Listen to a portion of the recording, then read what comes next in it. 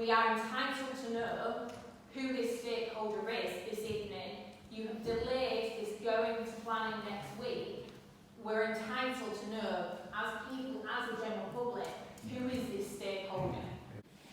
Yeah, so We have a right as a town yeah, to I know. understand where you're coming from as well.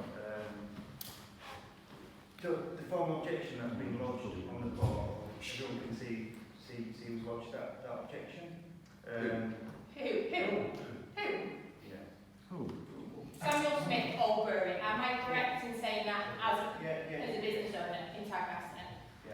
So we're dealing with Samuel Smith from Oldbury. Just to confirm, is the current concern an objection towards the scheme? Is that correct?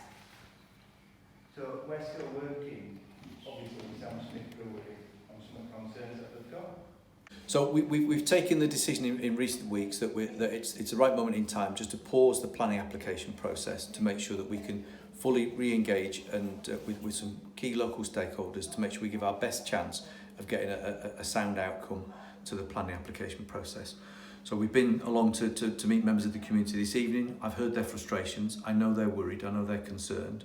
But we want to make sure we get this right and get it right first time, which is why it's important we take the pause we have. Now, is this one local stakeholder or a selection of them? Because obviously everybody is saying it's actually Sam Smith's Brewery. So throughout the development of the scheme, we've worked with a number of key stakeholders in the town, and some of those conversations are carrying on. And we do want to make sure that we create the best opportunity and the best environment to be able to resolve those. Sometimes objections and conversations around planning applications are played out in public through a formal planning objections, and we have some of those in relation to the scheme. We've worked through and tried to resolve as many of those as we can.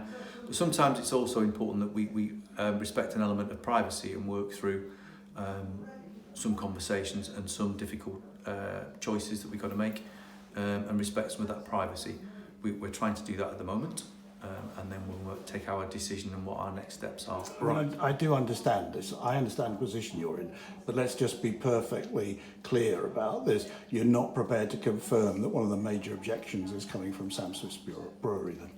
The old brewery has lodged a formal objection on the planning portal, and we've engaged with them on that. And they are an organisation that we continue to work with. But now there appears to be another objection, and that's what you're saying has been discussed in private. We continue to work with a number of stakeholders in order to try and resolve any outstanding issues that we've got to give the planning application the best chance it's got to succeed.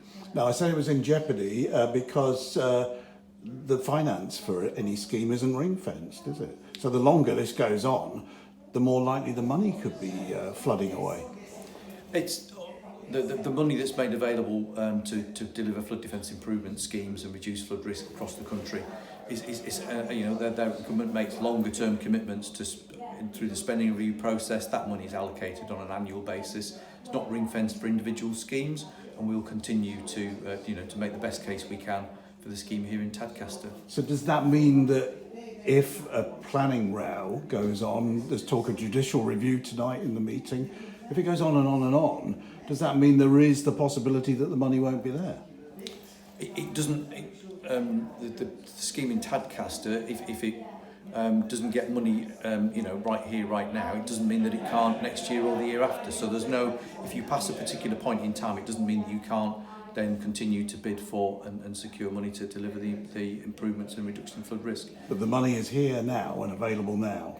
Is that right or not yet? So we haven't finished the full business case, and so until we get through a full business case process and make that case and get that signed off, then we haven't actually got the money. So there's nothing to lose at the moment. No. But you've got to get your planning process sorted, then you'll get the money. Which is why I don't want to jeopardise. The next key step is that we get a planning application that can be approved.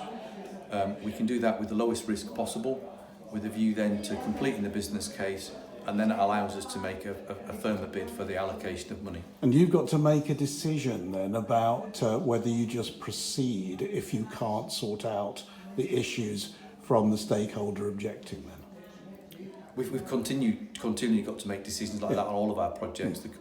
But at the moment, it feels like the right conversations to be having to try and progress and find a way forward with all of the stakeholders and the community who is absolutely affected by the scheme itself, but also that ongoing risk of flooding. But the clever bit from people like you is making the decision we're not going to actually resolve this, so we'll go for planning anyway, even though there's an objection.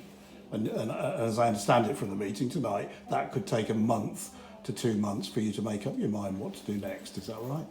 We're having constructive conversations with a number of stakeholders at the moment, and we'll carry those on, and we continually review the balance of the time and effort and energy we put into those in order to make progress, which we are at the moment, versus when we have to draw a line and move on in a different direction. But at the moment, I want to continue those conversations because it's the right thing to do.